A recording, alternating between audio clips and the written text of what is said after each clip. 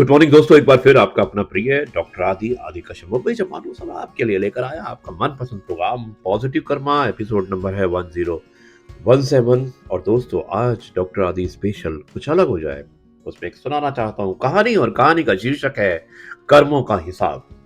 भेजने वाले हैं राकेश आचार्य। बहुत ही अच्छी कहानी है, मुझे उम्मीद है कि आपको ये कहानी अवश्य पसंद आएगी। दोस्तों, एक भिखारी रोज एक दरवाजों पर जाता और भीख के लिए आवाज लगाता। और जब जब घर का मालिक बाहर आता तो उसे गंदी गंदी गालियां और ताने देता। मर जाओ, काम क्यों नहीं करते, जीवन भर भीख मांगते रहोगे। कभी कभी गुस्से में उसे धकेल भी देता था। पर भिखारी भिखारी बस इतना ही कहता कि ईश्वर तुम्हारे पापों को क्षमा करे। एक दिन दोस्तों, एक जो सेठ था वो बड़े गुस्से में था। शायद उसके व्यापार में घाटा हुआ होगा। वो भिखारी उसी वक्त भीख मांगने आया। सेठ ने सेठ ने आओ देखा ना ताओ और सीधा उसे पत्थर दे मारा। भिखारी के सर में खून बहने लगा। और फिर उसने सेठ से कहा कि ईश्वर तुम्हारे पापों को क्षमा करे। अब वो वहां से जाने लगा तो सेठ को थोड़ा गुस्सा कम हुआ। और सेठ ने सोचा कि मैंने इसे पत्थर मारा, लेकिन उसके बाद भी ये मुझे दुआएं दे रहा है।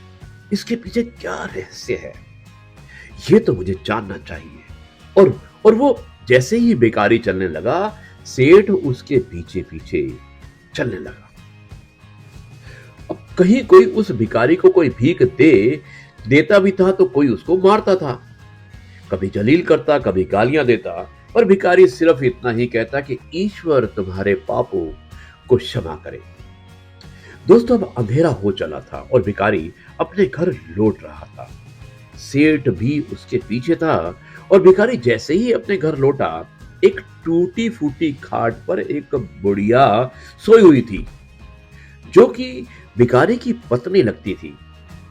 जैसे ही उसने अपने पति को देखा और वो उठकर खड़ी हो गई और भीख का कटोरा देखने लगी। और उसने देखा कि भीख के कटोरे में मात्र आधी रोटी पड़ी थी। उसे देखते ही बुढ़िया बोली, बस इतना ही, और कुछ नहीं। और ये आपका सर कहां पर फूटा है? भिखारी बोला, हाँ बस इतना ही मिला है आज। किसी ने कुछ भी नहीं दिया, सबने गालियां दी है, पत्थर मारे हैं, और इसीलिए ये मेरा सर फूट गया है। भिखारी ने कहा, सब कहने लगे हैं कि अपने पापों का ही परिणाम है। और याद है ना तुम्हें, कुछ वर्षों पहले हम कितने रईस हुआ करते थे। क्या नहीं था हमारे पास, पर हमने हमने कभी दान नहीं किया। और याद है तुम्हें वो अंधा भिखारी भिखारी बुढ़िया की आंखों में आंसू आ गए। और उसने उसने कहा, हाँ मुझे सब कुछ याद है। कैसे हम उस अंधे भिखारी का मजाक उड़ाते थे, कैसे उसे रोटियों की जगह खाली कागज रख दिया करते थे, कैसे हम उसे जलील करते थे, और कैसे हम उसे कभी कभी मार या धकेल देते थे। अब बुढ़िया ने कहा कि हाँ, सब याद है मुझे। कैसे मैंने भी उसे राह नहीं दिखाई और घर के बने नाले में गिरा दिया था। जब भी वो वहां रोटियां मांगने आता, मैं बस उसे गालियां देती, और एक बार तो मैंने उसका कटोरा तक फेंक दिया था। और वो अंधा भिखारी हमेशा यही कहता था, तुम्हारे पापों का हिसाब तो ईश्वर करेंगे, मैं नहीं। आज उस भिखारी की बददुआओं की वजह से शायद शायद हम इस हालात में हैं। फिर भिखारी ने कहा, पर मैं किसी को बददुआएं नहीं देता, चाहे मेरे साथ कितनी भी ज्यादती क्यों ना करे। मेरे लब पर हमेशा दुआ रहती है। और मैं अब नहीं चाहता कि कोई और इतने बुरे दिन देखे। मेरे साथ अन्याय करने वालों को भी मैं दुआ देता हूं, क्योंकि उनको मालूम नहीं कि वो क्या पाप कर रहे हैं, और जो सीधा ईश्वर देखता है। जैसे हमने भुगती है और कोई ना भुगते, इसलिए मेरे दिल से बस अपना हाल देखकर दुआ ही निकलती है। दोस्तों, सेठ चुपचाप सारी बातें सुन रहा था। उसे अब सारी बातें समझ आ चुकी थी। बूढ़े बुढ़िया ने आधी रोटी को दोनों ने मिलाकर खाया और प्रभु की महिमा है बोलकर सो गए।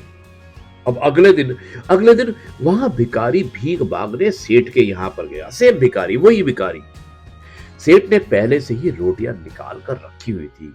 उसने भिखारी को रोटियां निकाल कर दे दी और हल्की सी मुस्कान भरे स्वर में कहा कि माफ करना बाबा, गलती हो गई। भिखारी ने कहा, ईश्वर तुम्हारा भला करे। और वहां वहां वो ये कहकर चला गया। दोस्तों, सेठ को एक बात तो समझ में आ गई कि इंसान तो बस दुआ और बद्दुआएं देता है, पर पूरी ईश्वर, वो जादूगर कर्मों के हिसाब से ही करता है। हो सके तो बस अच्छा करे।